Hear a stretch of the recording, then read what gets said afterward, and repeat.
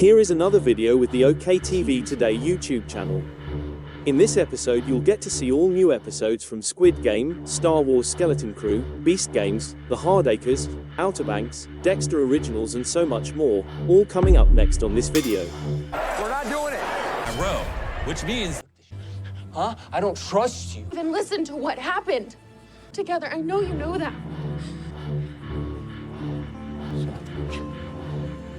Guys? Number 12. StarWars Skeleton Crew Season 1 Episode 6 Zero Friends Again. At the end of Star Wars Skeleton Crew's 5th episode, Jod N.A. Nayward had taken control of the Onyx Cinder and betrayed Vim, Neil, Fern, and KB. One of the traps was set off by the children's bold escape. However, the stakes are higher than ever since Jod is now brandishing a lightsaber and SM-33 is compelled to be his first mate. We begin with the children falling down a slide from a trap and being separated. Fortunately, amid the snow-capped slopes of Lanoopa, the tubes spat out at the same location. They soon discover, however, that KB is not moving. Fern reveals that when her augmentations, also known as her head-mounted cybernetic visor, malfunction, KB loses her ability to move. Even after Fern resets her occipital connection, KB continues to move slowly. Jod is enjoying himself immensely as he climbs out of the treasure pit that Captain Tak Renard discovered in the last episode. At the spa, he notices that the hotelier and other patrons are waiting for him. However, they are not alone in that place. After taking the spa visitors prisoner, Gunter and a few other pirates show up with him at Blaster Point. Pocket, the bounty hunter from the last episode, is also present. They also shoot down SM-33 before the droid can strike, because Gunter doesn't want to hear Jod's slick talk. The capture doesn't last long since New Republic X-Wings fly in from above. Jod and SM-33 are captured by the pirates and quickly return to their ships. Neil and Fern aren't doing any better either. On the ascent back to their ship, Neil is having difficulty. He bluntly informs Fern that not everyone is able to perform tasks in the same manner as her. KB pathetically guides him through the procedure of repairing her cybernetics while Vim brings back a number of droid components. This is the reason Vim didn't want to go up the cliff, she realized. Fern isn't always living in the actual world herself, as KB acknowledges. Fern simply felt that KB could keep up with her because of her previous accident. However, KB acknowledges that having these difficulties has limited her. Vim advises KB to be honest with her buddy about her feelings. Because she doesn't want to have no pals once more, KB is unwilling to do so. Vim finds such a notion absurd, since he and Neil are already acquainted with KB. She gives him a grin before beginning to pant. Vim completes her repairs in a flash. After a number of difficult moments, KB returns to her typical self.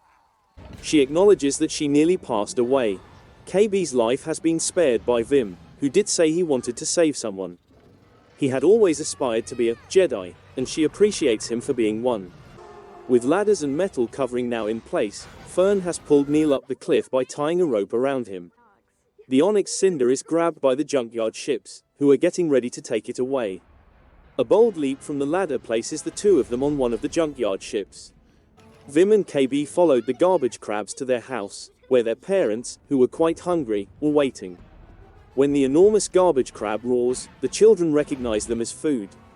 Abruptly, they see the junk ships carrying the cinder entering. It is being piloted down towards their buddies by Fern, who has taken over. Both KB and Vim jump on their own.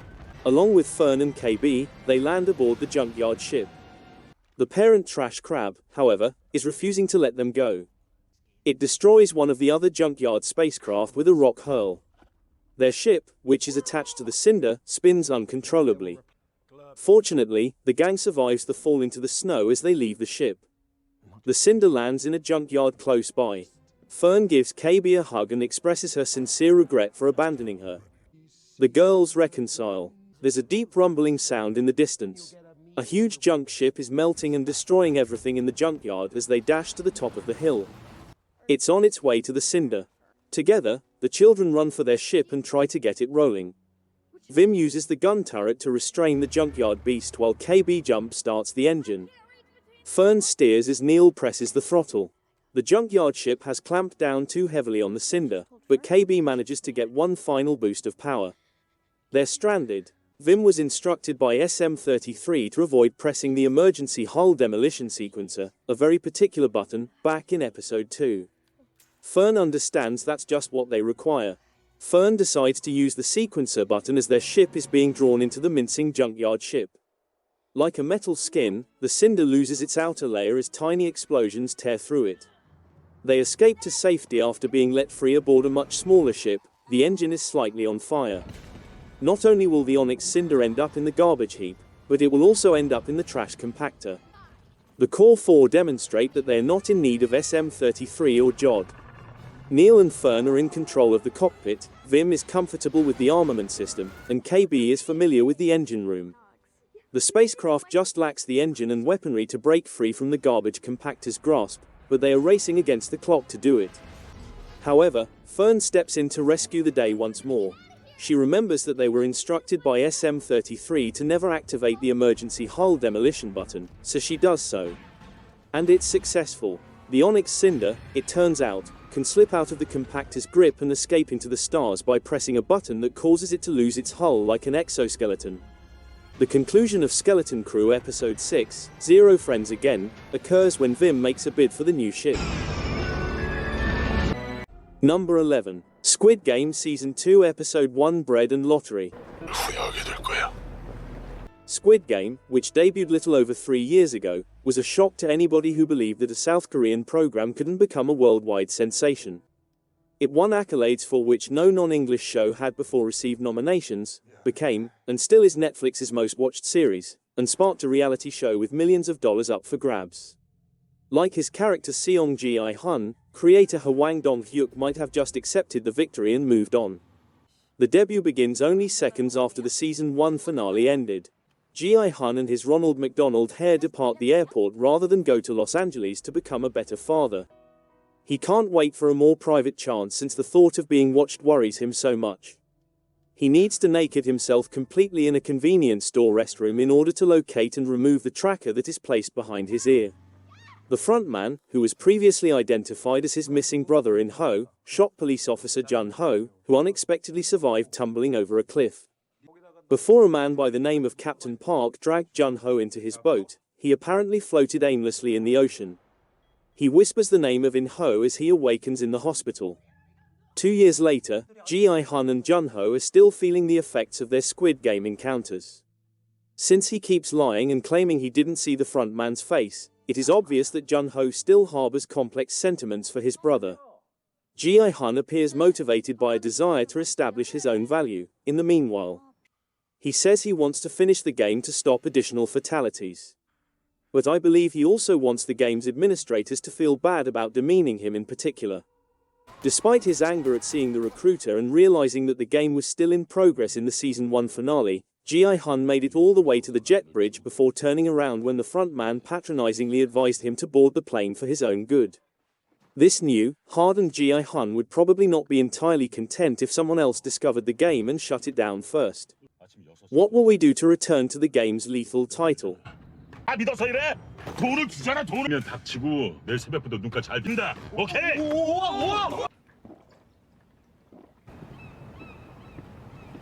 뭐 늘 그렇지 뭐. 봐야지. 어디에 있느냐 이 신비의 수마. Ji-hun's strategy is based on a reversed previous dynamic. Mr. Kim, the loan shark who threatened to remove his organs, is now belittling him. He works for Ji-hun, organizing a very tactless subway hunt for the insane salesperson we only know as the recruiter. Fearing that the game this year would start soon, Ji-hun increases the reward to 1 billion won, or about $695,000, and steps up the hunt until he has almost all of Seoul's criminals working for him. Ji-hun has a lot of money, and money equals power. On the other hand, Jun Ho's standing has declined. Police superiors won't allow his subordinate boss to commit any resources in an inquiry unless they have tangible evidence to support his story. The only person assisting Jun Ho in searching the water for the Squid Game island is Captain Park, who quit the major crimes section for traffic duty. The individuals in their life appear to feel sorry for Ji-hun and Jun Ho since their joint quests have been completely fruitless. As Mr. Kim's right-hand guy, Woo Sok, is in the middle of complaining that this is a waste of time, the recruiter unexpectedly appears. Ji-I Hun puts on the throttle and drives there, holding enough phones in his car to compete with that one Pokemon Go grandfather. I beg you not to tell me that Jun-Ho is going to identify him and pull him over for speeding. Jun-Ho somehow locates the one guy he follows to get into the game out of all the drivers in this city. So, apparently, Jun-Ho, however, lets his teammate manage the stop, so he doesn't truly bond until Ji-I Hun leaves.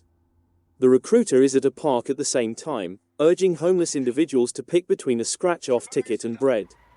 While the lottery ticket is chosen by everyone else, at least one individual chooses bread. After claiming that his astonished audience is to blame, the recruiter stomps on the bread that was left over. I'm first curious as to whether this is a test to determine whether gamers are prepared to forego material possessions in exchange for a little chance at a larger payout. However, before he gathers himself and drives out, we don't see the recruiter distribute any Squid Game cards. Following the recruiter to an alley, Mr. Kim and Woo Sok are concerned that they would lose the opportunity to divide the prize money. They determine that rather than waiting for Ji-I Hun, they can and should catch him.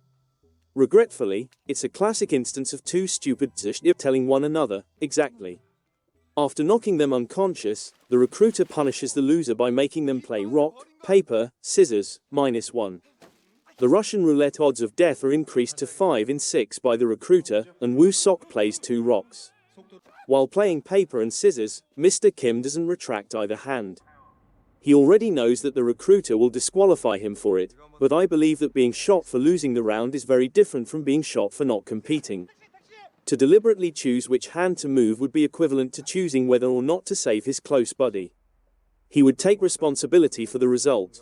As all the folks in the park who picked scratch-offs weren't the ones who tossed the bread on the floor, Mr. Kim wouldn't be the one shooting Woo Sok if he were to win that last game of rock, paper, scissors. It is the recruiter who has the bread-stomping shoes and the pistol, and he makes the decisions about when to use them. However, by providing a choice, he may deflect responsibility and make others feel involved in the outcomes he brought about. Any win in this system means that someone else must lose. It's a zero-sum game. Considering Ji-I Hun's objectives, it makes sense to establish the concept at the premiere. We're also being urged to consider dehumanization a lot. Both Ji-I Hun and the recruiter acknowledge and uphold the notion that there exist hierarchies of power in this society. You are either a dog or a master, human or garbage, deserving of respect or not. Furthermore, it's evident that Ji-I Hun doesn't respect the recruiter. He only wants him to get his superiors when he returns to his motel and finds the blood-stained recruiter waiting with a pistol.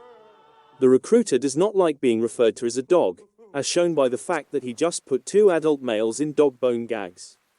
He admits that he didn't think twice about shooting his own father in the forehead when he was rising in the Squid Game levels. After all, it validated his job path, which made him pleased. Even though Big Boss in Ho just shot Jun-Ho in the shoulder, Ji-I Hun is still displeased, which makes me nervous. Thus, in a modified version of Russian roulette, the recruiter suggests that one of them will perish within 6 rounds. Ji-I Hun believes that he will never be able to understand what it takes to compete in a game similar to Squid Game. Although it's a scary sequence, I can't say I'm very concerned about our protagonist dying in episode 1. Ji-I Hun is in possession of the gun after 4 blanks. He has a 50-50 chance of being shot. Ji-I Hun may just take a chance and aim across the table, the recruiter notes. He will find a key to meeting the higher-ups in the recruiter's pocket if he fires once or twice. However, the recruiter wants Ji-I Hun to acknowledge that he is a piece of garbage who was fortunate enough to escape the dumpster if he cheats.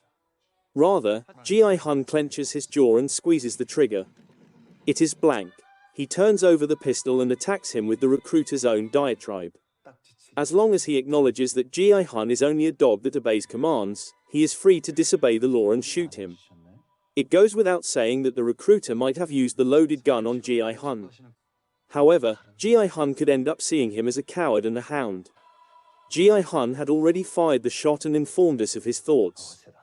In the end, the recruiter gives the same response, raising his chin to ensure that this episode ends on a high note. Number 10. Beast Games Season 1 Episode 1 1,000 people fight for $5 million. $1 million would mean everything to help. Opportunity to retire my dad. I will die for this. I will die. Welcome to the largest game show, Beast Games, which has the most outrageous cash prizes and some crazy surprises. Here's the twist, though. Mr. Beast plans to distribute $1 million before the game even begins. Participants in Beast Games compete by taking on difficult tasks in an attempt to earn monetary prizes that might change their lives. But the program is different because they have to make difficult choices along the way. The first episode was absolute chaos. Contestants have 10 minutes to decide whether to stay or go. Mr. Beast gave competitors the opportunity to get a $1 million advance share before Beast Games officially started. The first person to cash out was Steve in England, contestant 177. He briefly became a millionaire before 51 others did the same. Depending on how many individuals press their buzzer, they will divide $1 million equally if they delete themselves now. 52 persons pressed the buzzer at the end of the 10-minute countdown, which means that $19,230 is divided equally. There are now 948 participants left, and each team consists of 80 individuals. For their team to continue, someone must give up something in order for the team to succeed. There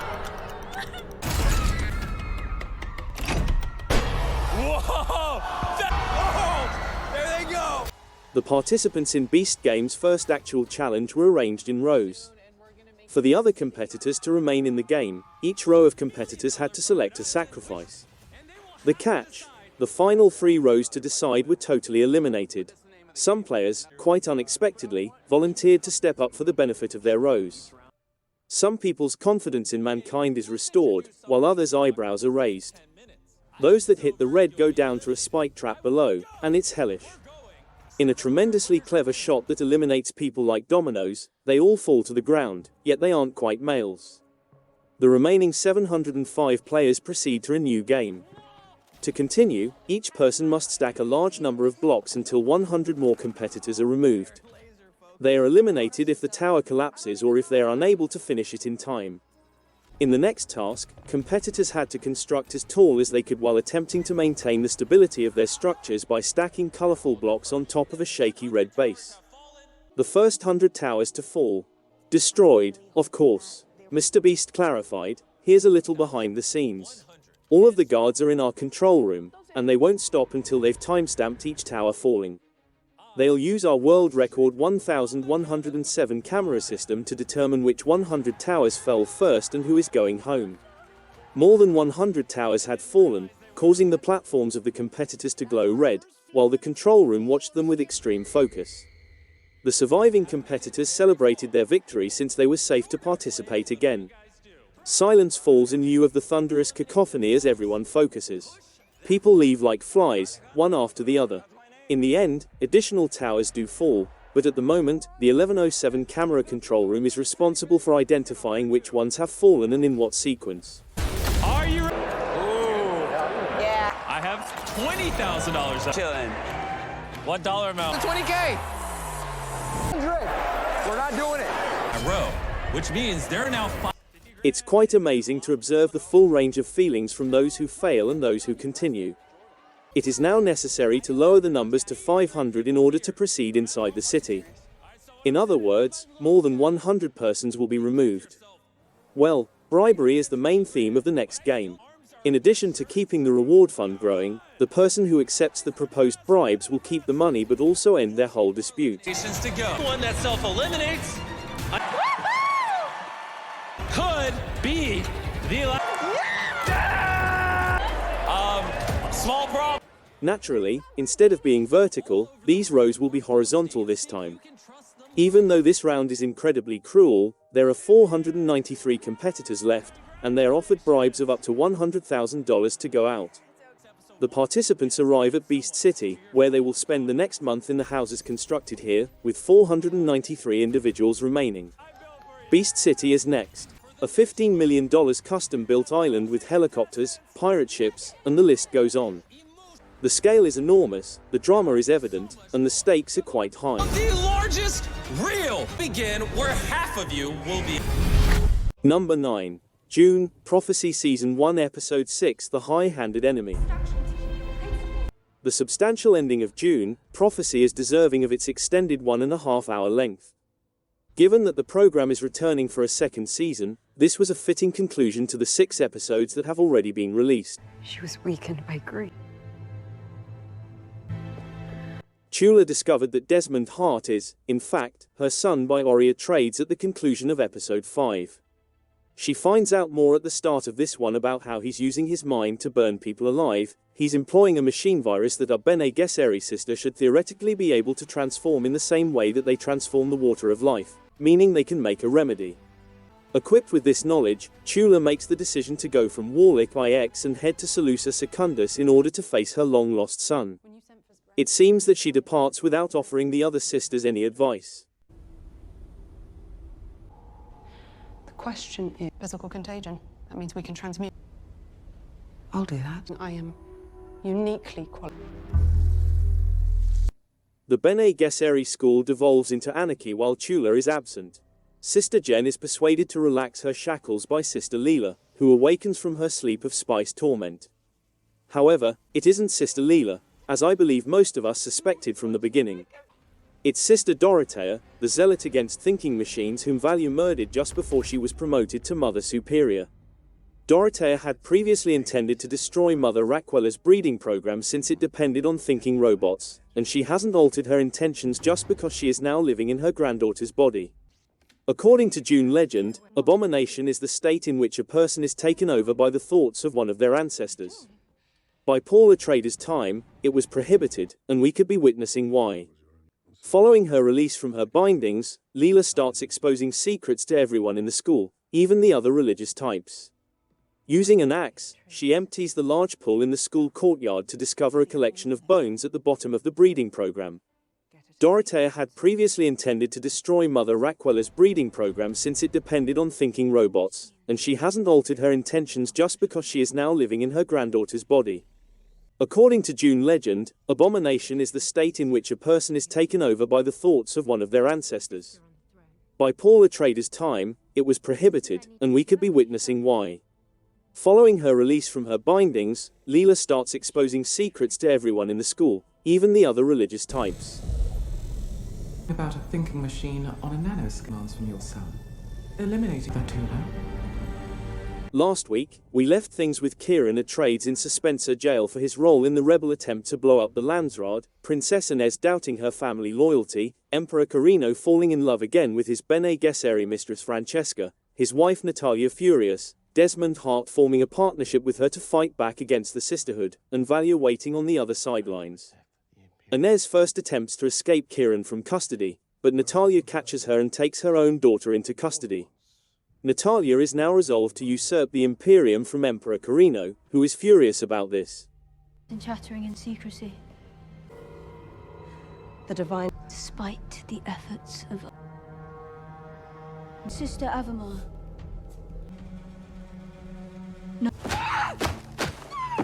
Given that Desmond is once again sleeping with a Bene Gesserit witch, it is easy for her to turn him against him. This leaves the Emperor quite bewildered. The scene is entertaining and features a lot of cool, collected sass from Emily Watson. He turns to Valia as a potential ally, but she's done with him too. At his invitation, she marches into the Imperial Palace and sits directly on the Golden Lion throne, telling him directly that he's a weak, erratic, and changeable man whom the Bene Gesserit have been controlling since before he was even born. When Valia uses the voice to turn the guards against one another and liberate Princess Inez, whom the Bene Gesserit had been preparing to take the throne for decades, the Emperor responds just as she had hoped he would. He has her imprisoned and sent to the Spencer cells. As anticipated by Dune aficionados, the objective is to replace Inez with Sister Theodosia. However, this is complicated by Inez's resistance to leave without Kieran. Keep in mind that she possesses the capacity to change her appearance, which we discover is the product of experimentation by the Bene Lilacs.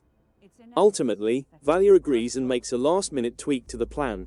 Valia has given Francesca the order to assassinate Emperor Carino. Since that Natalia and Desmond have forced him to the sidelines, it seems as though he would be a helpful friend, but it will be difficult to stop her once Valia has decided on a strategy. In any case, Carino is confused because Valia revealed that his life, including his love for Francesca, was the product of several manipulations by the Sisterhood. Mother Valia has a vision. The choice is yours. It appears that Francesca will not carry out Valia's demands since she is reluctant to kill her son's father. After Carino makes up his mind by stabbing himself, Natalia sneaks up behind her and uses the poison needle that resembles a gom jabbar to stab Francesca in the neck. Francesca was intended to use it on the Emperor. She obviously wants to fill the power void left by the Emperor's assassination, so she flees the room screaming that he has been killed. Similar to Warlick IX, a lot occurred here, and while I found it entertaining, not much was really upsetting. In one scenario, Inez and Carino collaborate to murder many Imperial guards.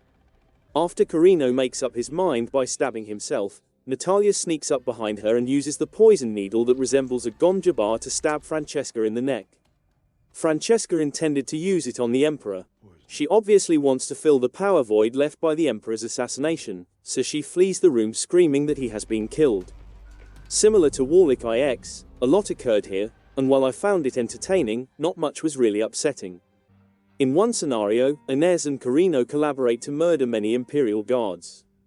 Desmond Hart makes an effort to prevent Inez, Kieran, and Valia from leaving the planet. After sending the younger two on their way, Valia remains behind to face Desmond and use the voice to cut down his defenses. As steely as ever, Desmond accepts Valia's challenge to use his power against her. Desmond attacks individuals with a virus that feeds on dread, and in a surreal scene, we witness Valia at her lowest. She feels accountable for her brother Griffin's death and all the ensuing suffering.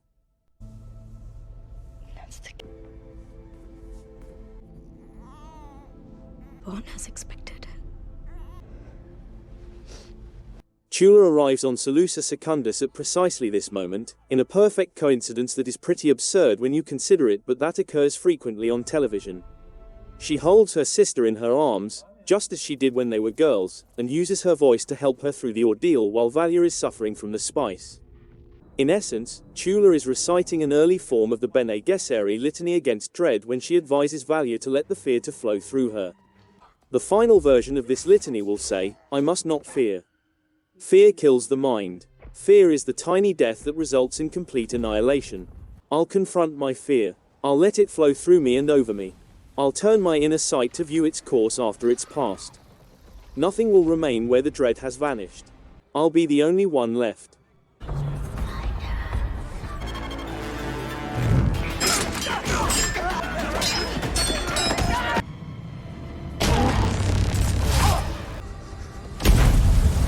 As fearless a person as you'll ever meet, Valia overcomes her fear and is rewarded with a glimpse of reality. Someone used a thinking machine to transform Desmond into a human weapon. There's a rather gory shot of the thinking machine pulling Desmond's eye out of his skull, doing something to his optic nerve, and then pushing it back in. He appears to be unaware that any of this has occurred to him. All of this takes place as he lies on the ground in agony. Keep in mind that he loses it when he uses his power. Thinking machine.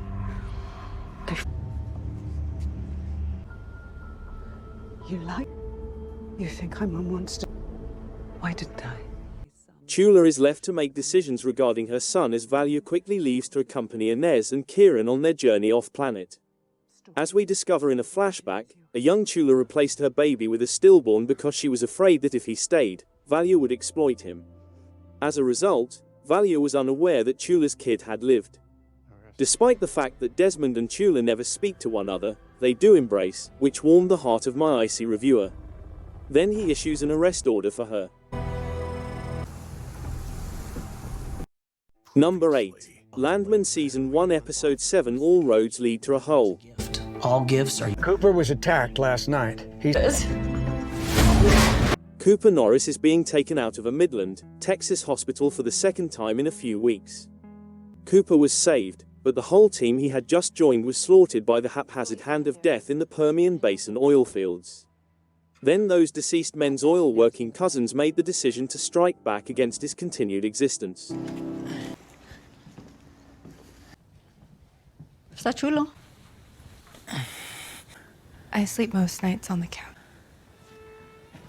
Ariana now takes Cooper up when he is released from the hospital.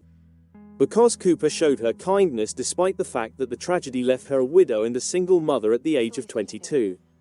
Which, with all their small-minded jealousies, is more than you can say about Manuel and the other people that jumped him. However, Tommy Norris, who is familiar with the untamed nature of West Texas, is aware that the danger facing the budding pair may not be over. As Cooper eases his injured ribs into the car for the drive to Ariana's house, he cautions her, "There's a big bullseye on this boy." "I understand," she responds. "I placed it there." Even after the catastrophe, Cooper and Ariana's relationship remained impromptu. Her choice to welcome him into her house while he recovers is therefore not surprising.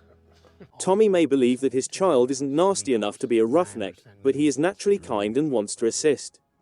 Additionally, even while their developing romance gives us more chances to appreciate the subtle connection between Paulina Harvez and Jacob Loughlin, it is in danger.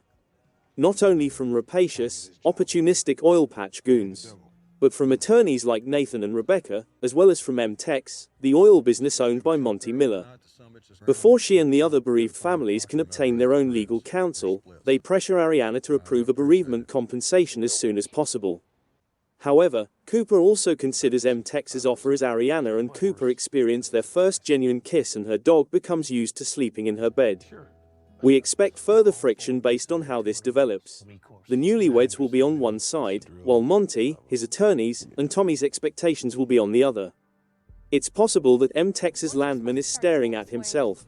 The patch is always 5 or 6 million, sorts of hazardous, and there is never a boring moment.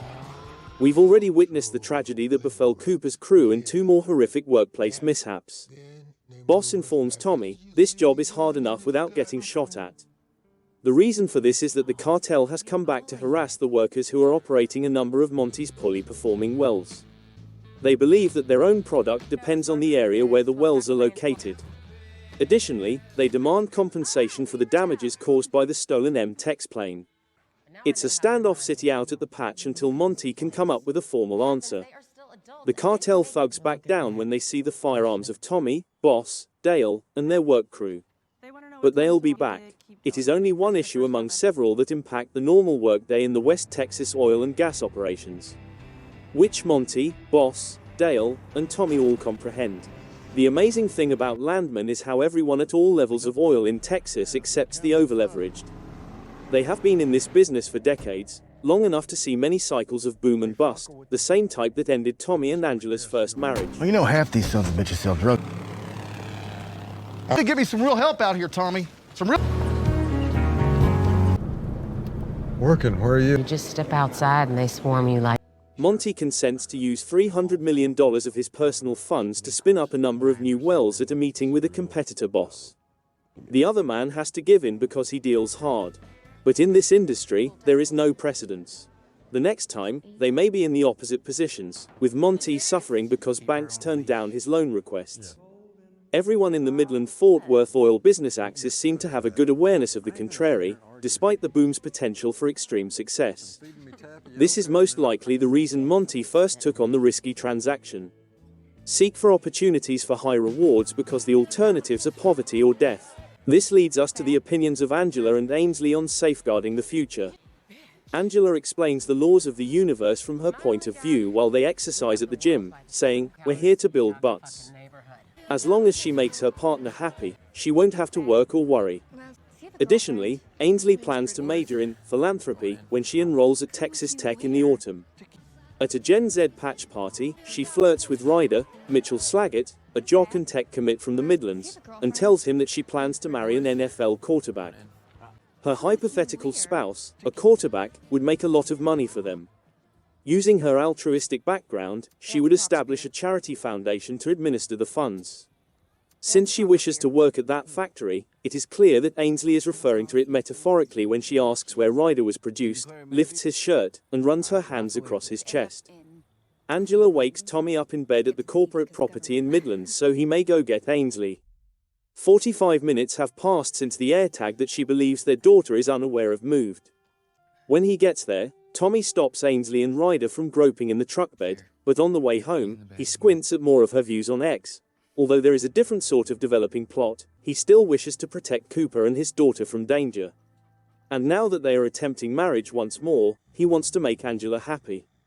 However, he failed to spot the man who appeared to be watching them when he pulled Ainsley from the patch party. The people Tommy values most are being watched by the cartel. Landman, the most successful Paramount Plus series ever, is still the buzz of the town with 3 episodes remaining in its first season. This episode explores the high-stakes world of oil drilling in further detail, where loyalty and treachery are blurred and fortunes are built and lost. The Norris family finds itself at the heart of a risky game as Monty Miller's goals grow and the hazards increase. The cartel's presence dominates the episode, threatening to interfere with Tommy's business activities until they receive payment for their losses. They are obviously keeping a tight eye on Tommy since other cartel members have arrived at the oil well and are demanding payment before M-Tex digs another hole in the ground. Although the squad has temporarily added armed security, it is obvious that the cartel is running out of patience. The Norris family is always in danger, as seen by the cartel's unrelenting pursuit of Tommy and the possible kidnapping of Ainsley. No, that's the truth. He was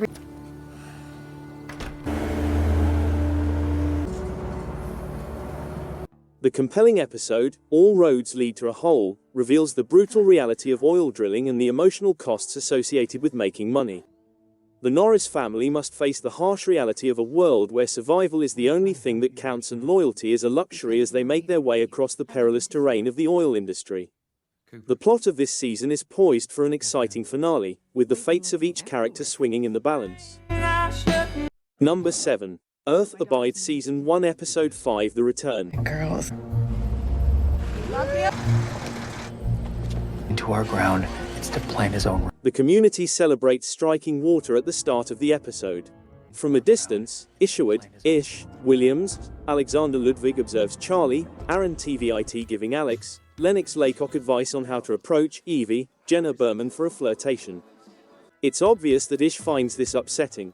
Concurrently, Emma, Jessica Francis Dukes asks Perry, Victoria Morgan where the group is going next. Charlie interrupts the conversation with such triumphal speed that everyone chants his name, preventing it from going too further. It was disclosed in the previous episode of Earth Abides that Ish had fully recovered within 3 years of the mountain lion assault. Then, because living at San Lupo was getting too monotonous and cramped, Heather and Rafe made the decision to leave and travel.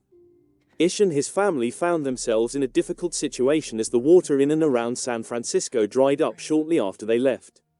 When Charlie and his team showed up at Ish's house with a drilling machine, they were a blessing.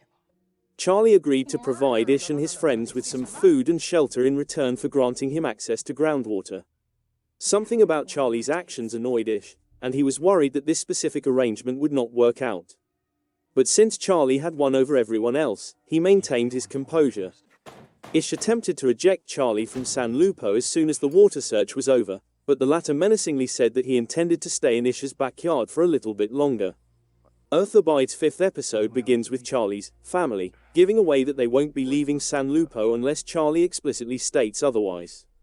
Charlie rapes Evie while Silas watches over them during a night of revelry and celebration to mark the availability of potable water. As soon as Ish realizes this, he goes to console Evie.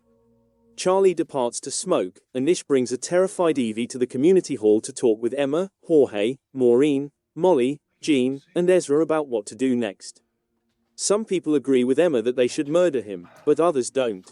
This woman has demonstrated throughout the episode that the only way to handle situations in the apocalypse is to have faith in other people. It's okay to demonstrate trust when none exists, and if Emma weren't so conceited about it, I would view this as a strength. Ready when he wakes up? Look, we have them all the time. We needed him to go. It means that I knew. It's crazy how much criticism Ish has received for criticizing Emma's choice to publicize their location and for not believing people right away. The criticism Emma receives for having unquestioning faith in others is out of proportion to that. The youngster is already wounded by her choice. Emma suggests that they simply murder the rapist and stop there, just like every other sexy Indian film heroine. In any case, following a great deal of back and forth, Ish kills Discount Negan in the most sloppy manner imaginable, and everyone just watches. As Ish uses the water, Charlie helps him to wipe the blood off his hammer.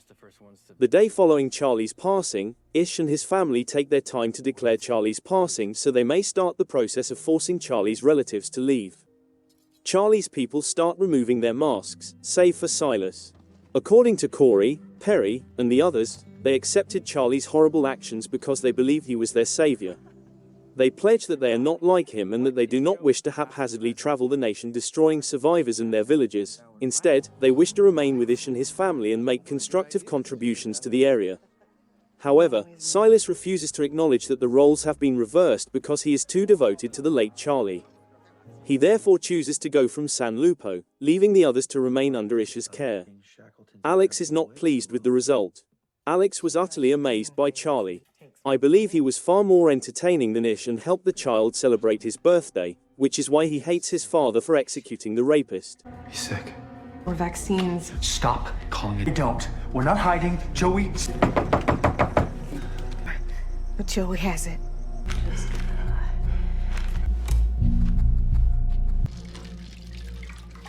Shortly after leaving San Lupo via car, Silas returns and almost pleads with them to take him in as he has just realized that he won't be able to live in the wild. Ish tells Silas that he is just as criminal as Charlie since he stood watch as Charlie was sexually assaulted. After Silas departs, the program chooses to leap forward 3 years to show that Joey has constructed an aircraft. Alex is envious of Joey and Ish's relationship. Everyone has apparently moved on, with the possible exception of Evie and Ish, and Alexander Ludwig has an odd hairstyle. Ish claims that women are always correct in a talk with Emma, while Emma counters that males are too slow to acknowledge their mistakes. Now, the sickness returns viscerally, and the unknown disease strikes everyone save Ish, Emma, Alex, Jorge, Maureen, Molly, Jean, Ezra, and Evie. As previously, there is no cure for this, and there is no explanation for why it is occurring. Only Ish begins to believe that this is his punishment for killing Charlie. Ish is concerned that one of his boys may pass away, thus Alex keeps pouting. Without Rafe, Heather returns to San Lupo at the end of Earth Abides episode 5 to tell her parents that it was wrong for her to defy their desires and go on a dangerous journey. Ish pauses to pray before breaking through the Golden Gate Bridge's security and entering a hospital to retrieve supplies for Joey. Number 6. Get Millie Black Season 1 Episode 5 Curtis. There's a song about killing a homo. I nearly breaking it. Call me a stud. My desk. Get Millie Black's closing episode is narrated by Curtis, who claims that his straight act is so convincing that he nearly believed it himself. Millie, who saw through his love involvement with Daniel before he joined the Jamaican police, JPF, was the only person he deceived. He thinks Millie is dangerous since she has nothing to lose, yet he still respects her. Theo Graham's character Kyle meets Daphne at the London airport and leads Millie to a shuttle. In an attempt to locate Romeo, Millie memorizes the addresses on the vehicle's itinerary and searches the navigation system while he's rounded up the other trafficking individuals. A dull, dilapidated row home is the destination for Millie and the other travelers. Using her natural Jamaican accent, Millie greets the person in charge, Carol, Denise Black, who takes her passport away for safekeeping. She reminds us that Millie is putting not only her own life in jeopardy but also the lives of those around her by threatening Daphne's children. An office building is cleaned by Millie and the newcomers. When she finds one of the missing, Leon Douglas, David Webber, she learns that a neighboring construction site serves as another trafficking route used by Ahmed for Sanguis Meridian. Millie escapes, managing to slip out of the premises and out of the way of the traffickers. A construction worker is threatened by Millie until he speaks about Ahmed, who has been missing for weeks, demonstrating her unwavering focus on her goal and disrespect for others. After that, she visits Mira's home. Following her lying about her ex-partner on Hoban, Millie gives Mira the impression that the JPF supports her inquiry. Nico Danvers, Jamail Westman, who was imprisoned for the crime, beat Ahmed to death, according to Mira's intelligence. After Millie gains her trust by hacking her phone to gain access to Danvers in jail, Mira decides to assist in the search for Romeo. Millie and Mira go to a manicure parlor at an address she learned from the shuttle. One of the nail technicians is identified by Millie as Pia, Renee Bailey, the lady who took Romeo's plane to London. They sit for manicures under the supervision of Natalie, Umi Myers, a strict woman. Pia is told by Millie that she and Mira are police officers and can assist her in getting away. Although Pia freely shares what she knows about Romeo's whereabouts, she refuses to escape since her kidnappers would hurt her family. In a minute, close with Kyle. We'll come back and we'll get you out, okay? trap they brought me to, but Romeo was never there. Let's go. Gale. Just because you're some screaming for his Or Billy or Brazil, I want you down. Fuck's sake, eat some serious shit to square it all with mine. You don't change. Fucking face. After getting her nails done, The only Millie one shows who has Nico to carry Danvers that with her you. clearance in the jail while displaying a freshly faked ID. But in some way, Danvers knows who she is and addresses her by name. Millie wonders if he's Lindo, very frightened. When Danvers insults her, Millie becomes irritated, starts to lose her temper, and asks about Romeo. The guards cut off the visit as she touches Danvers. Mira is horrified to discover that the JPF is unaware that Millie is in Danvers after learning that she went there using a false name. They dispute when Millie explains how plagued she is by Victor, the kid they lost, and Mira feels taken advantage of. Although she is expelled, Mira consents not to report her. Hoban, meanwhile, managed to survive the stabbing. Lindo is not happy with the incomplete work, and as he recovers, he finds out that nobody knows where Millie is. He gathers Janet's remains and disposes of them in the sea. The next thing we know, Millie is being stalked by Hoban on the street. While Hoban plays defense, she turns and strikes with a stolen knife. He says he needs her assistance and isn't there to murder her since Lindo is now threatening his family. Reluctantly, Millie consents to collaborate. The JPF breaks in with weapons blazing when Curtis and Daniel are having some alone time in their flat. As the raid is led by Stennett, the two men are pulled out partially clothed, displaying their covert relationship to the entire building. The JPF has discovered that Curtis is filling in for Millie. He can only observe Daniel being questioned by the police. When it's his turn, Curtis shares all of his Millie knowledge with his co-workers. According to Hoban, Lindo is a lady who first posed as an informant in an attempt to overthrow Sanguis Meridian. Since Danvers and Lindo have a lot in common, they go to his widow, Ambra, Joanna Ignachevska. Despite Millie's persistence, they don't find out anything new regarding Ahmed's surgery. Take a thing from whoever caused them.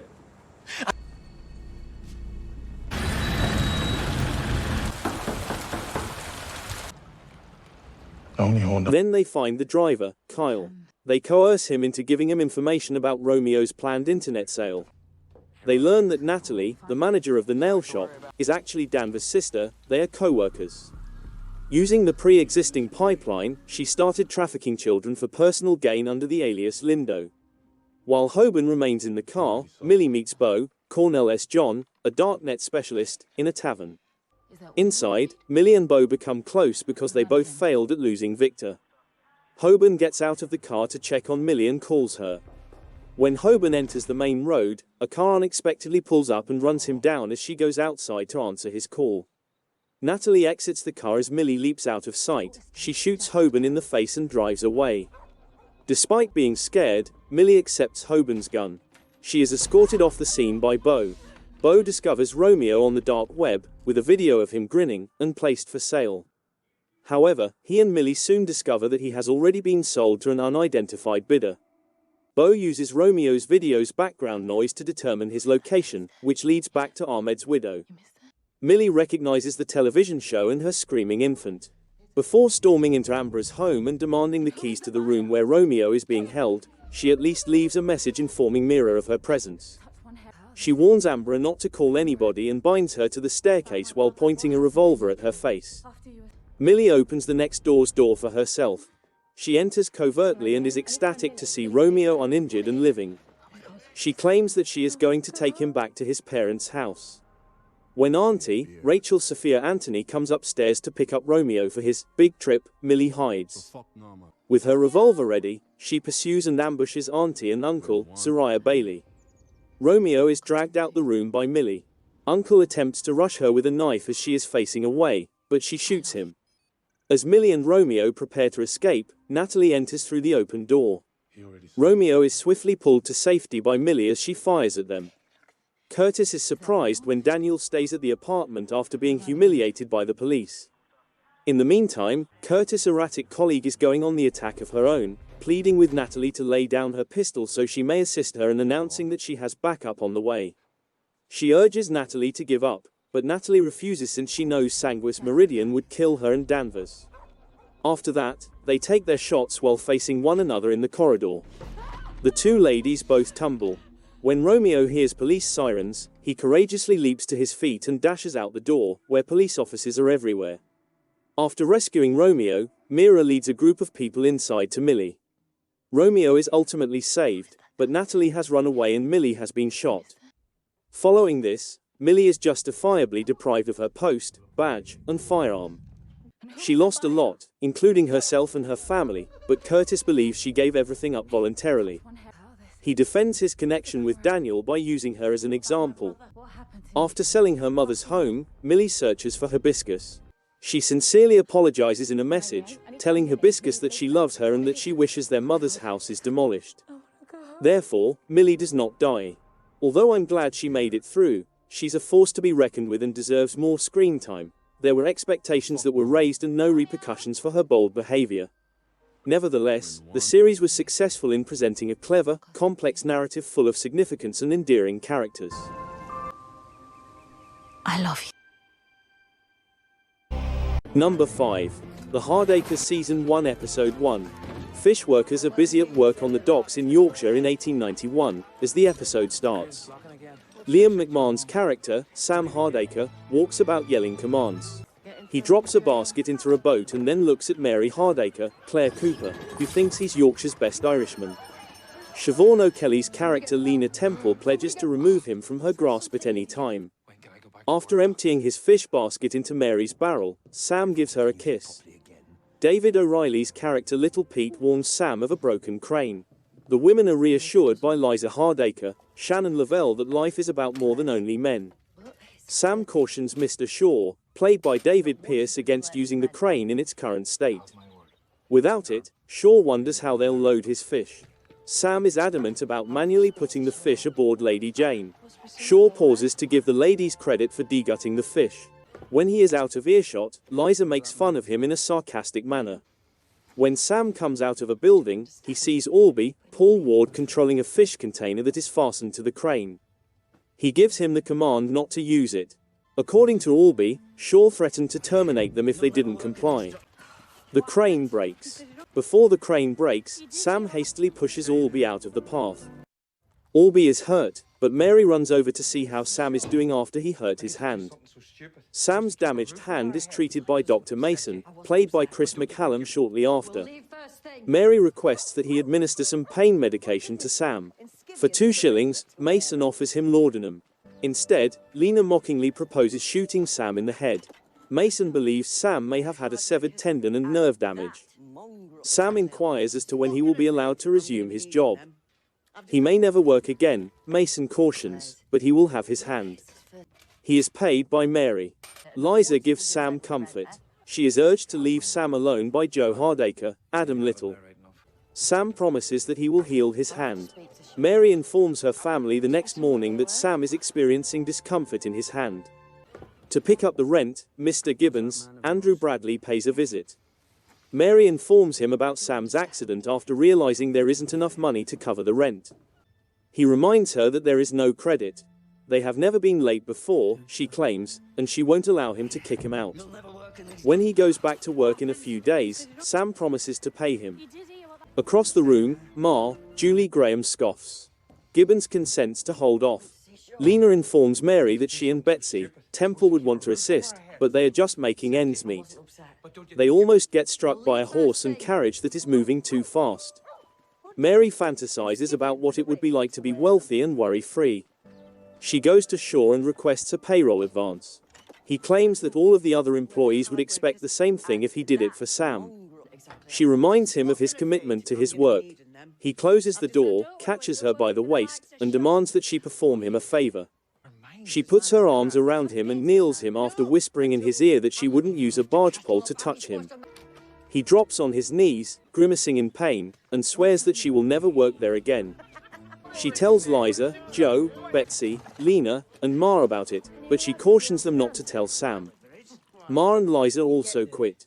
Joe continues working for Shaw. With his damaged hand, Sam reaches for the tea kettle, but it drops to the ground. Mary confesses to leaving when Shaw turned down her request for a payroll advance while mopping up the water. He inquires as to where they are expected to obtain the rent payment. She says she will get them a job. Mary, Liza, and Ma head to Thornton Hall the following morning.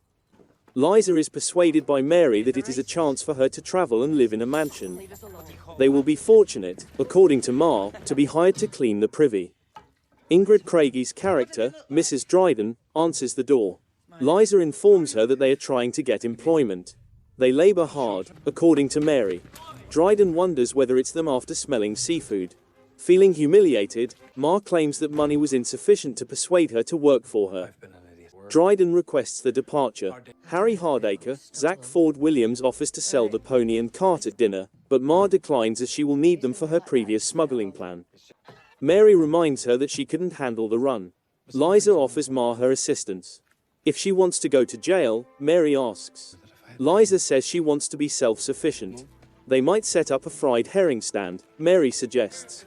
She declines Sam's insistence that she talk to Shaw because he will be going back to work in a few days. Ma and Eliza sneak out of the home and make their way to the docks early the next morning. Mary and Harry go to an auction of herring. She gets lot 27 after placing a bid of 27 shillings. He requests assistance from a man to load the fish onto her cart. Ma and Big Jonesy, Eddie Capley spit on their hands, shake on it, and decide on a 70/30th split at the Lucky Sailor. Liza's leg is bound with illicit items by Ma. Mary and Harry are struggling to sell their fried herring at the racecourse. She starts to wonder if it was a mistake. She should be more enthusiastic, Harry says. A gentleman purchases his first fried herring. Orders are placed by two other guys. At the docks, Albee expresses gratitude to Sam for saving his life. Shaw is informed by Sam that he is prepared to resume his job. Shaw throws a herring to him. A grinning Shaw tells Sam that he is useless when he misses it. Disappointed, Sam leaves. Harry tallies their earnings at the racetrack, £2.06. From a short distance, the Wilson brothers see them. In another scene, Ma and Liza deliver to Chinny the butcher, Stuart Wolfenden, for the first time. As she fills his cup with illegal firearms, Liza insists that he turn aside.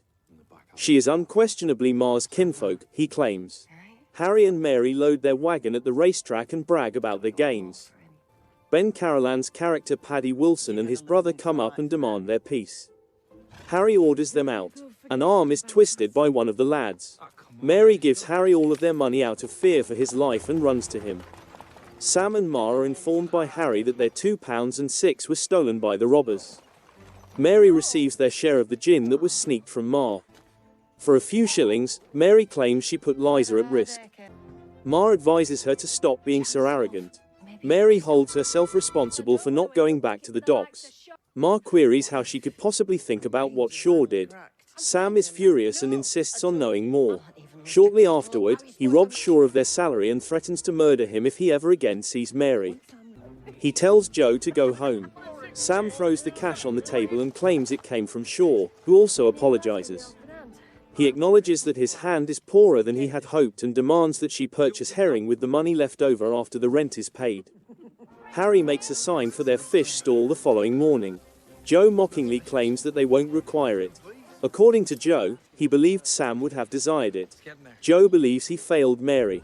Sam shares with him his tumultuous connection with his father, who is an alcoholic. Mary gives Joe an embrace after he apologizes. The Hardacre family prepared and sold fried herring at the racecourse together. They make £4, 6 shillings, and 5 shillings a day. Mary witnesses a guy being threatened by the Wilson lads. Mary and Ma are the only ones who stay. Ben Carolan's character Paddy Wilson insists they make the payment. If they don't give back Mary's £3.06, Ma says she'll inform their father. Ma raises the amount when Paddy argues. He gives the money to him.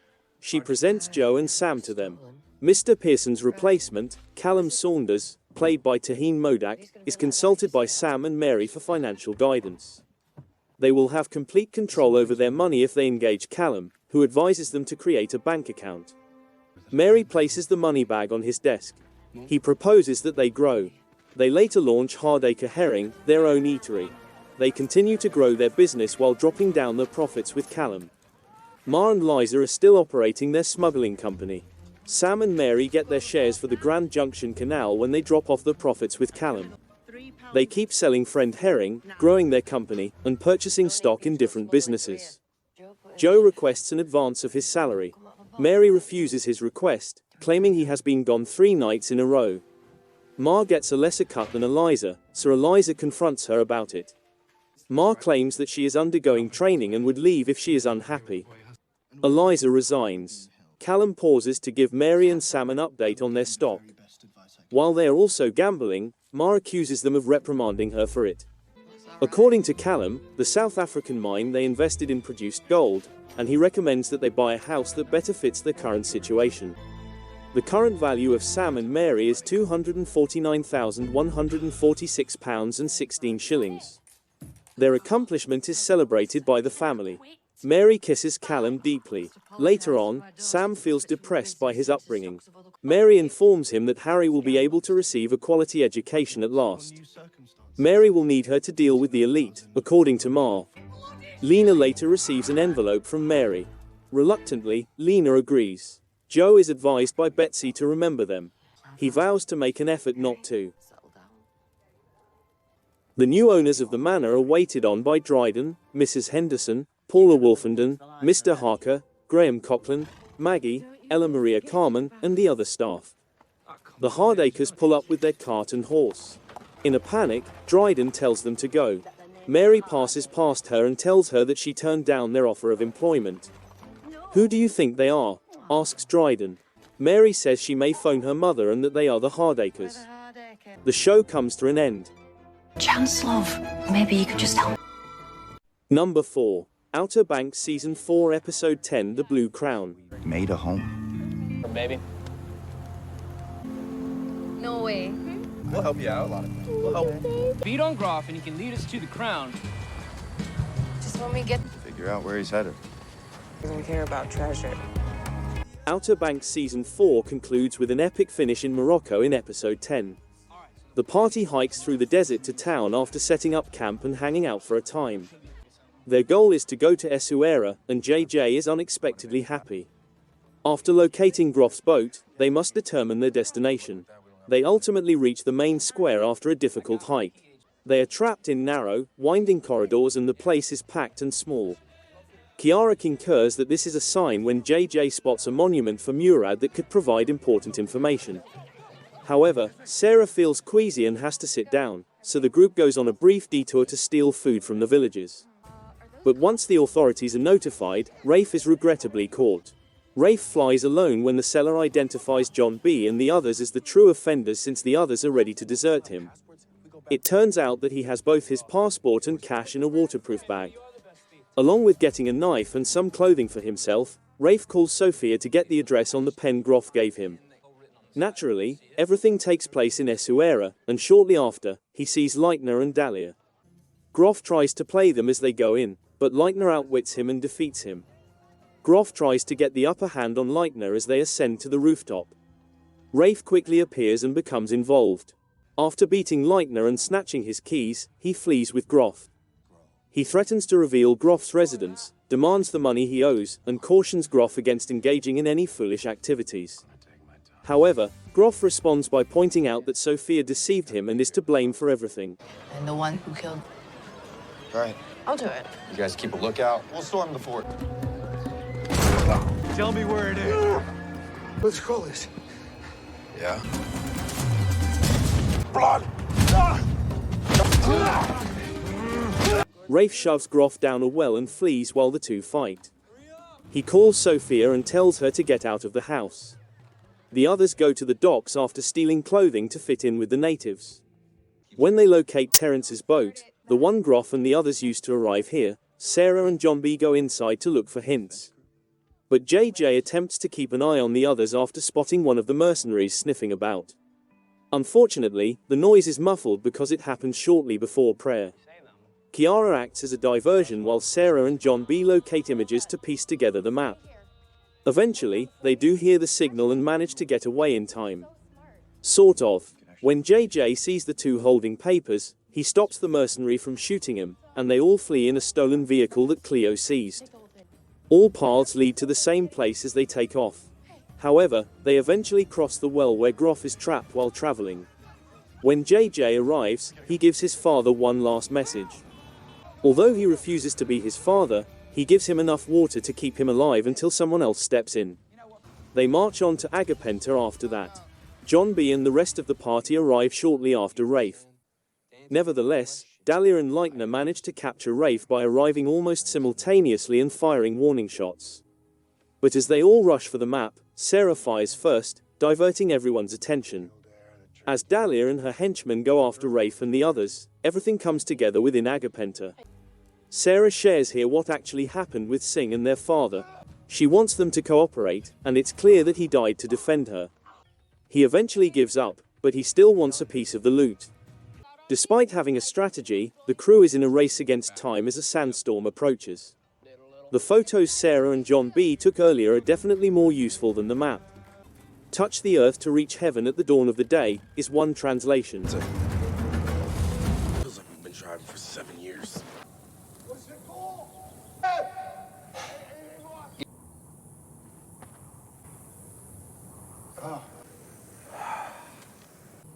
JJ. JJ, I need you to throw me the rope. You sure? Then you come back. You never were my father. JJ, come back! John B. discovers it by raising the map to the sky and seeing that there is a statue of a lion directly next to them. However, Groff escapes the well and finds a ride to Agapenta, suggesting that trouble may be on the horizon. The sandstorm hits as he is doing this, and as time is of the essence, JJ resolves to scale the statue and get the treasure in order to save the others. Leitner, who is ultimately shot dead, is pursuing Pope and Cleo in the meantime. When a random mercenary chokes John B. out, Sarah intervenes to save him. While JJ finds the treasure, Rafe buys the gang some time. He recognizes it as real when he sees the blue crown stuck within the statue's eye.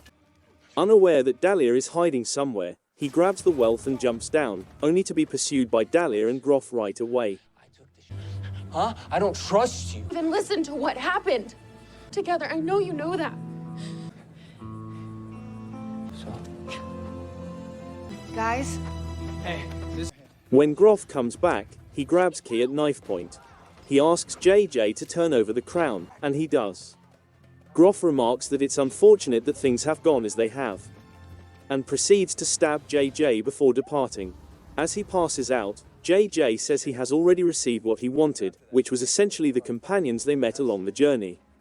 It's a startling change of events that also raises the stakes by eliminating a major character in this way. When JJ eventually reaches the top of the sculpture at the end of the episode, he notices something in the sculpture's eye and ultimately removes the blue crown.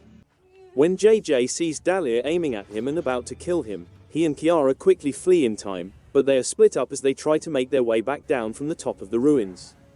Sadly, Kiara eventually runs upon Groff, who already clawed his way out of the well.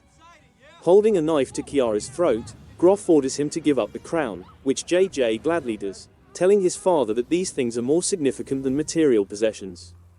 Even after achieving his goal, Groff stabs JJ in the stomach and tells him that he ought to have given him the rope before stealing the crown and abandoning him. Telling Kiara that he has already received his desire, JJ falls to the ground and begs her to look after the others. "I love you," JJ tells her before passing away in Kiara's arms.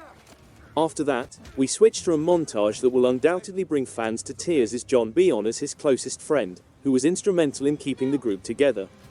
In Agapenta, the remaining Pogues rush to the scene of their friend's death and bury him. As the show ends, we move to Groff, who has fled with the blue crown. Next, we shift to the Pogues, who are seated by a fire, grieving for their comrade. Rafe informs the group about Groff's intention to travel to Lisbon and states that he would go out and locate him if he were a buddy. John B. informs the group that JJ will get even when Kiara stands out in accord. The camera goes to Kiara as she swears to exact retribution in our season's last scene. The 4th season ends here. They want blood because we lost a Pogue. The Pogues' desperation to get revenge on their slain friend will make the last season one to remember. Other significant events occurred in the OBX Season 4 finale. Rafe and Sarah appear to have reconciled at last, and it's possible that Rafe may collaborate more effectively with his sister, John B., Kiara, Pope, and Cleo in the future. You could have stuck. No. You want the crown?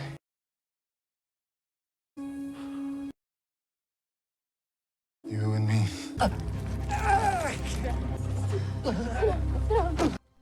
Rafe is most likely going on the treasure hunt, manhunt to obtain his share of the Blue Crown, which is regrettably in Groff's possession, and the Pogues seek retribution, as they well should.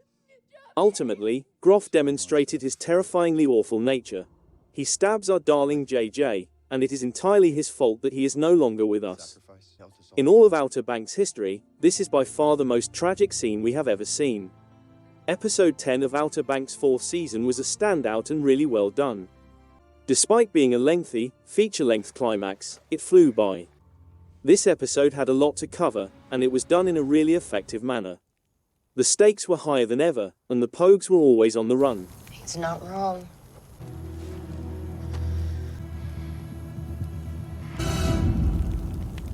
Number 3. The Agency Season 1 Episode 5 Rat Trap. How do I know he's legit? I don't think this is a good idea. The Agency's 5th episode opens with Martian being questioned about his friendship with Paul Lewis. He is well aware that Paul is a genuine pseudonym who has aided many individuals, but he also makes it quite evident that this is only an alias. But as we saw in the last episode, Osman is pursuing him, so he's not the only one with inquiries. However, for the time being, we remain with the Agency, where we find out that Langley is pressuring them all to attempt to resolve this and obtain a reprieve on their Coyote case. In order to try to obtain more information, Martian talks to Henry and considers having someone on the ground. Today, they'll be expected.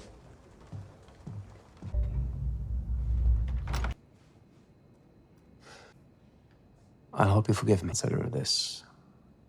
Thank you. Owen is responsible for this as he handled Coyote. In an attempt to safeguard the intelligence, he will be sent in with the Belarusian authorities and will be left on his own. He must also depart right now. In the Agency Episode 5, Michael Fassbender's character Martian anticipates taking risks in his line of work but fails to account for the crossover between his personal and professional life. Martian continues to see Sammy, Jodie Turner-Smith in spite of Henry's, Jeffrey Wright warnings, which leads to his meeting Osman, Kurt Egiawan, a Sudanese intelligence operative, in person.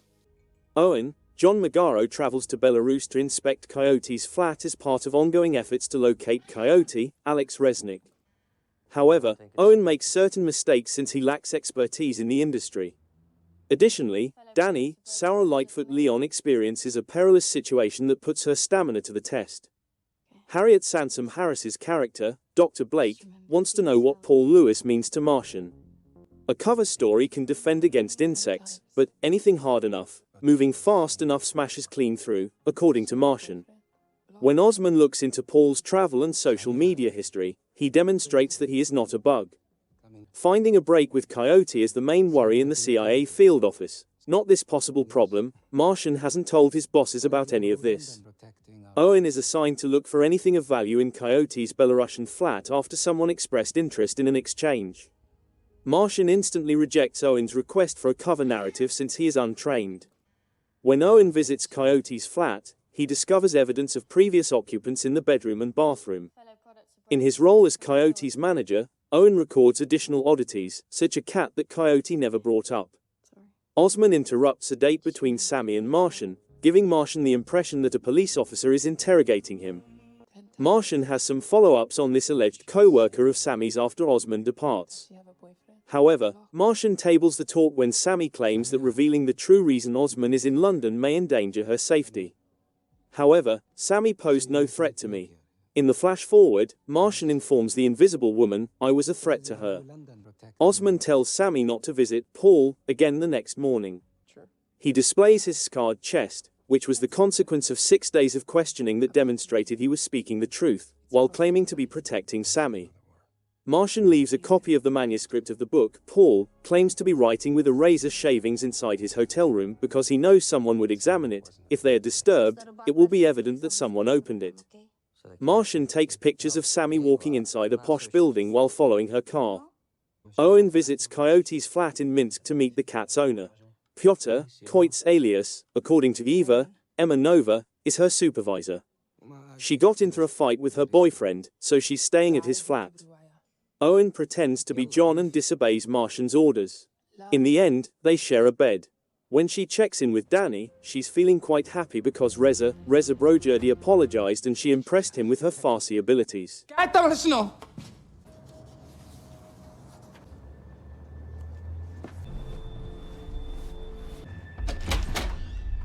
When she is handcuffed and taken into custody, she is swiftly brought back to reality.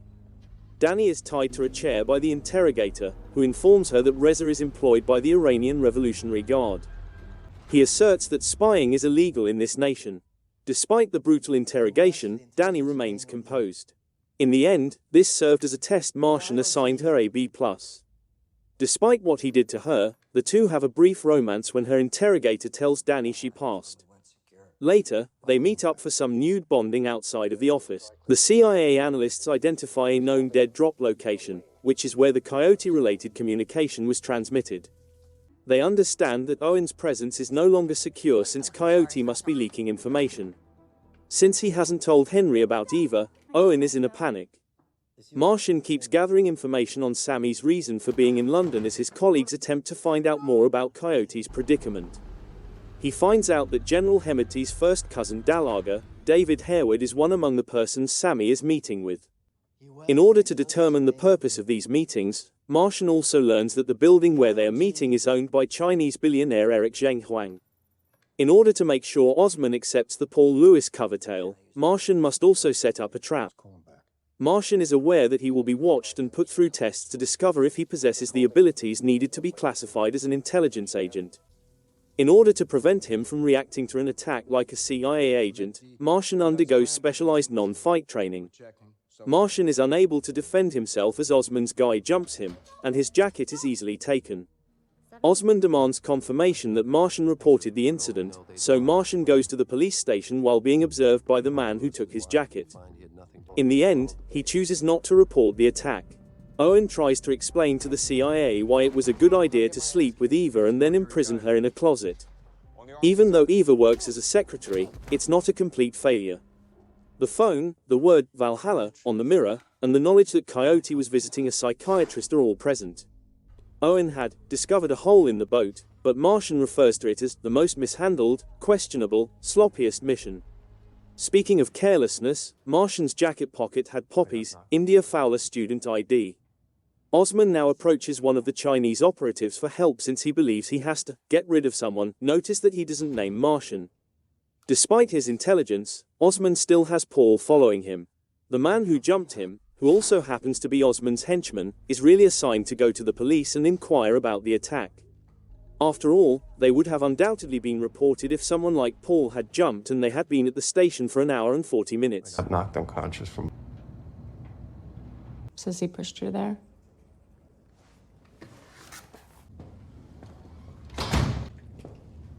Drink this.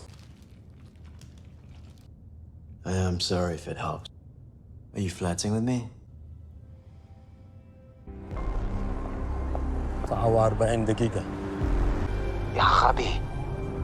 I did what I thought was...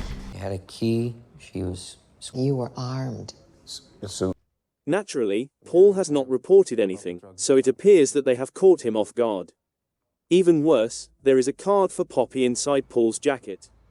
Evidently oblivious to all of this, Martian goes to the agency to meet with Henry and Owen, who have returned from their little experience in Minsk.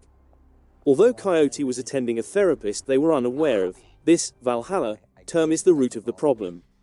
It does seem as though he has discovered a weakness in the case, despite all the bad luck with it. Martian can glimpse inside thanks to this crack and begins to realize what they're up against. China is attempting to control a whole area and negotiate a covert agreement in Sudan. Any attempt to thwart the agreement is instantly defeated. As Osman attempts to negotiate a contract to make someone disappear, it appears that Martian will be the next target. Making lies real is the only way to save lives in this situation, else people would perish. Martian asks his British buddy James Richardson, Hugh Bonneville, what he thinks about Eric Zheng Huang being involved in whatever is happening as he continues his off-book research. James claims that Eric is a self-made man who is a middleman in talks and made his money in IT services. Martian is assembling the components. Martian claims, I had to make lies real or people would die. Number 2. High Potential Season 1 Episode 6 Hangover. Someone had a night. Oh my, what happened? Are you okay? What tape? The case in High Potential Episode 6 opens with Sam Wozniak, Allison J., a young office assistant, rising up to the sound of her cell phone ringing. Groggy and still wearing the clothing and cosmetics from the previous night, she is curled up on a couch. Sam discovers that she woke up from a party at her boss's workplace. Her employer, Elaine Barton, Katie Ryan, lies dead on the floor behind her desk, and the workplace is a complete disaster. Due to her extreme intoxication, Elaine is unable to recall anything about being stabbed with one of her own awards. She tells Morgan the next day that she had a rough time with her supervisor, and since Morgan understands Sam's situation, she resolves to investigate. Later, Karadec interviews everyone in attendance for the company's new homeopathic medication launch, which is meant to lessen the frequency of children's panic attacks. Through these discussions, Morgan ascertains the date of Elaine's death, Sam's employment. After that, they visit Elaine's husband, who says that Elaine had a dishonest way of dealing with people and speculates that the suspect may be one of the employees. I was her first investor. I left around 10 o'clock. Sure, things have... She was attacked in her office. Can you tell us if your wife had any enemies? Did she ever... Morgan, Caitlin Olsen and Karadec, Daniel Sunjata arrive there to look into it. As they make their way to Elaine's office, Denise, Nicole Chanel Williams, the head of office security, leads them through the remnants of a spectacular party that took place the previous evening. A video of Elaine discussing the new product, the CAN-AIRY, a homeopathic tool for kids, is shown on a screen. Daphne, Javisha Leslie and Oz, Dennis Actonese are already there, taking in the sight. Sam is questioned in the office conference room by Morgan and Karadec. Sam claims that Elaine was a visionary, but Morgan can see that her grin is fake when she talks about Elaine. Sam acknowledges that Elaine was difficult to deal with and that as the CAN-AIRY launch approached, Elaine grew suspicious. Morgan begins searching Sam's belongings and the workplace to try to piece together what occurred. Morgan isn't persuaded, but Karadec is certain that Sam assassinated Elaine. Sam is taken to the station by Karadec for more interrogation. Morgan appears to truly recognize herself in Sam as she watches the questioning with Selena, Judy Reyes. She is determined to show that Sam is not the murderer. Morgan and Karadec proceed to inform Eric Barton, Derek Richardson of his wife's passing, while Daphne and Oz bring in the other party-goers to create a chronology. In order to exonerate Sam, Morgan wants Eric to be a suspect. However, Eric informs them that he left the party at approximately 10. He is outraged, questioning how Elaine was slain without showing any signs of suspicion. They are also informed by Eric that Elaine had some adversaries. Tom, J.D. Pardo, a cleaning staff member, approaches Morgan back at the police station.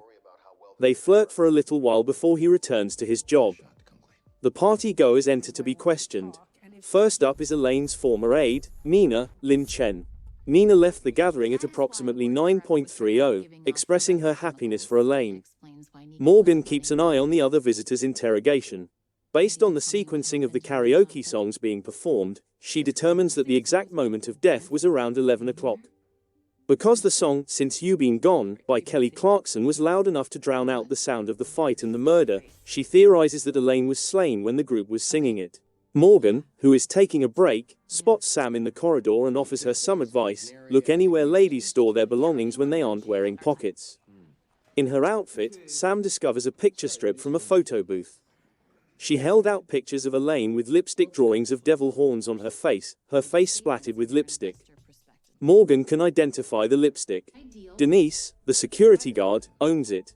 When questioned, she acknowledges that she left her desk to join the party after signing in. She had some fun with the pictures and made out with Sam. Denise acknowledges that she saw an unauthorized lady departing the gathering after 10 o'clock. Morgan recognized the little gadget on the woman's arm as an insulin pump. Denise recognizes the woman as Carmen Jimenez, Natasha Elias, who appears in a CAN-AIRY promotional picture. Morgan observes an unemployment check and furniture that doesn't suit the house when questioning Carmen and her spouse at home. Carmen eventually acknowledges that Elaine Barton's contributions were used to pay for the family's recent move into the residence. Because the can AIRY was emitting, forever, toxins, Nico Jimenez's health was permanently harmed. Carmen acknowledges that she argued with Elaine that evening in her workplace, but she denies killing her.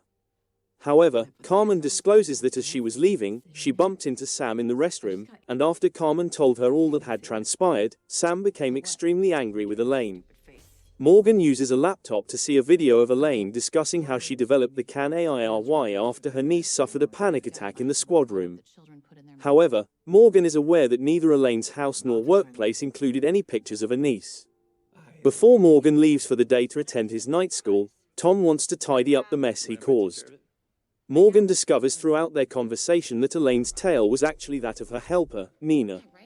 After her daughter experienced a panic attack, Nina developed the can AIRY prototype.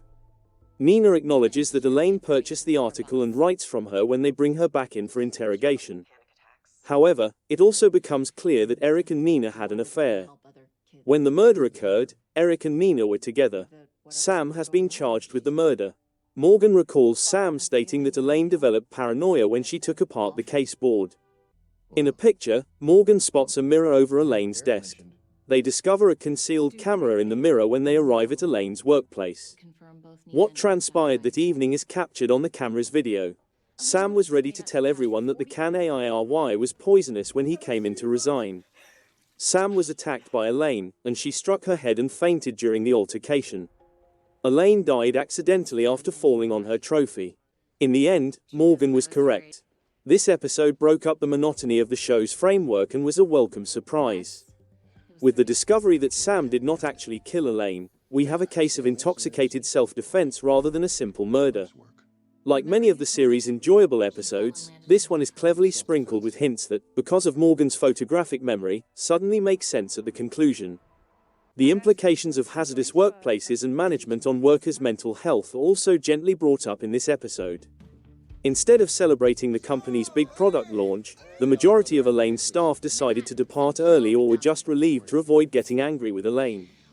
Because of this contrast, Morgan is more able to appreciate her own encouraging workplace and how Selena's methods push her to reach her full potential rather than stifle it. It's not entirely. Number 1.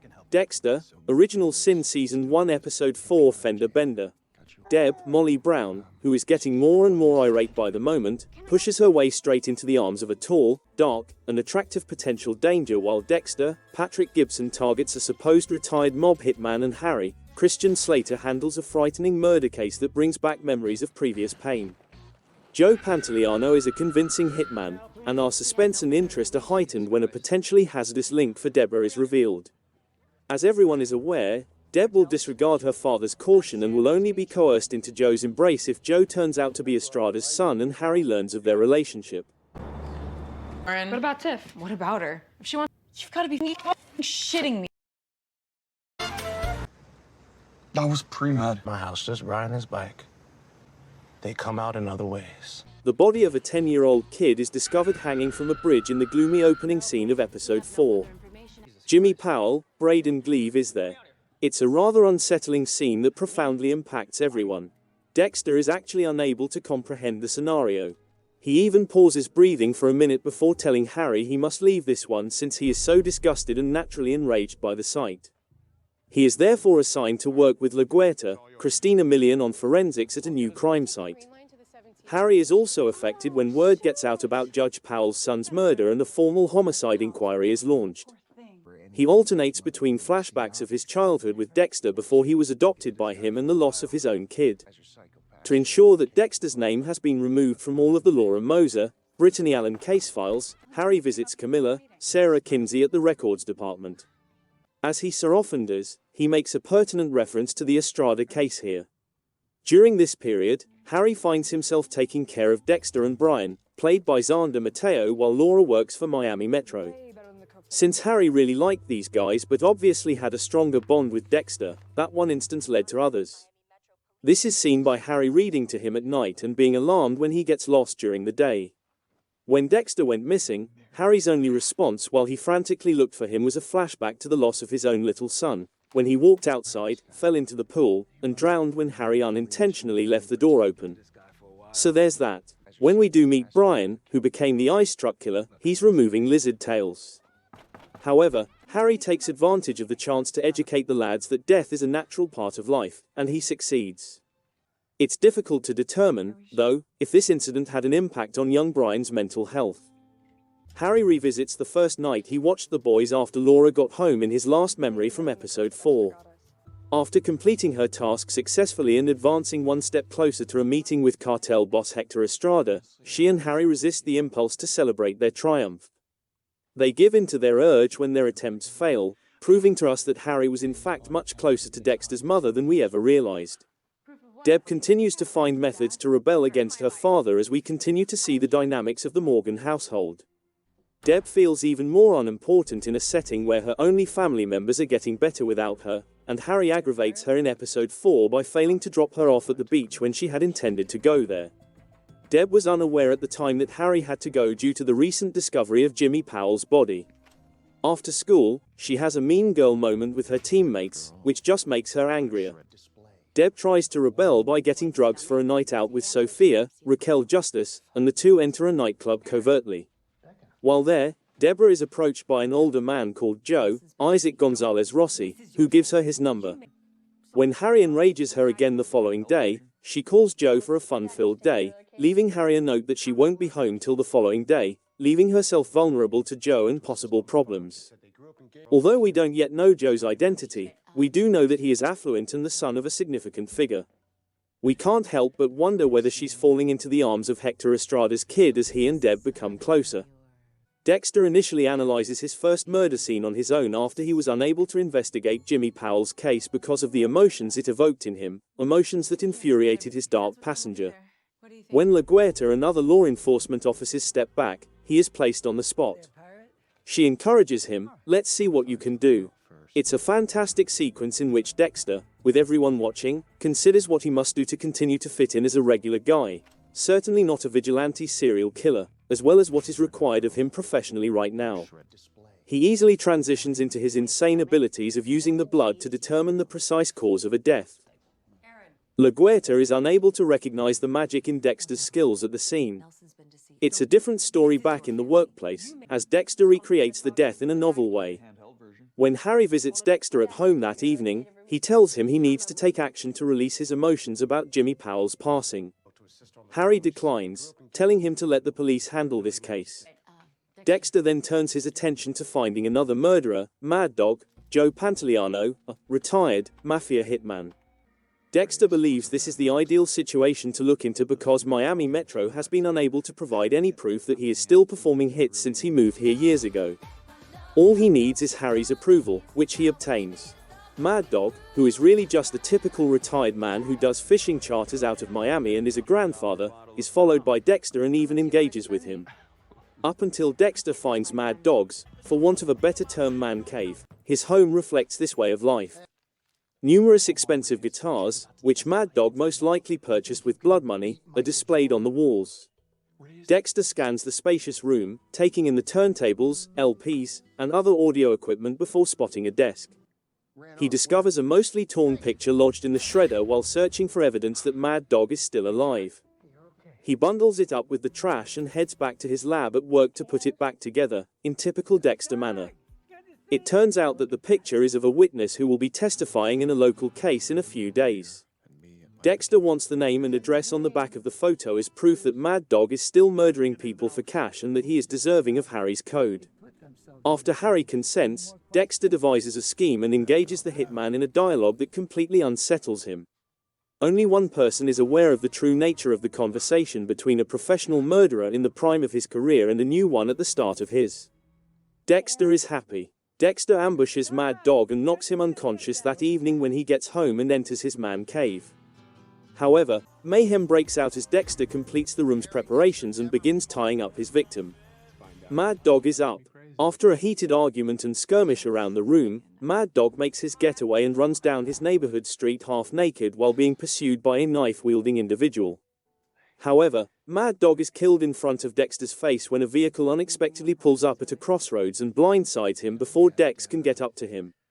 With his knife still in hand, Dexter is left standing in the middle of the road. Episode 4 makes a fantastic shift from one of Harry's memories of Dexter to Dexter in present day. Without being harsh or hurried, these inventive tactics are executed in a way that seamlessly transitions us into the next desired moment. If you like this video, make sure to check out the OKTV Today's YouTube channel, where we have hundreds of videos like this. If you want to see our newest episodes, make sure you subscribe and click on that bell, so you'll get notification.